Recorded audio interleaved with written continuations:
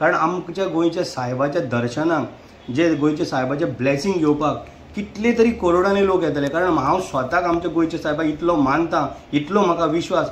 जेन्ना एका टायमार म्हजो पांय दुखतालो, पांय बरो म्हणजे खूब दुखतालो, जेन्ना आतां आमी हांगा पळयला आमचे लोक गोंयकार भाव भयणां थंय कॅन्डल विकता, पांय म्हणून मेळटा थंय, म्हणजे म्हाका कसो ट्रस्ट आसा त्या भशेन हांव तुका सांगता।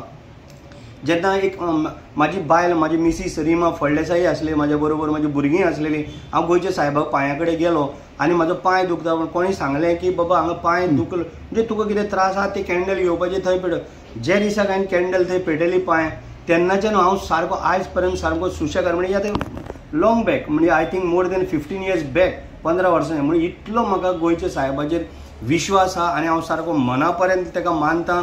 कारण इतले लोक तेजे कुस्तार पोटूय भरता आनी म्हाका सामको फूल ट्रस्ट आमच्या गोंयच्या सायबाचेर आहा, इतलो की गोंयच्या सायबा कडेन जें तूं कितें मागता तें तुका मेळटाच मेळटा। केन्नाच तुका खाली हात म्हणटा तो गोंयचो सायब केन्ना धाडना, इतलो आमकां तेजेर सामको पूर्ण विश्वास आसा।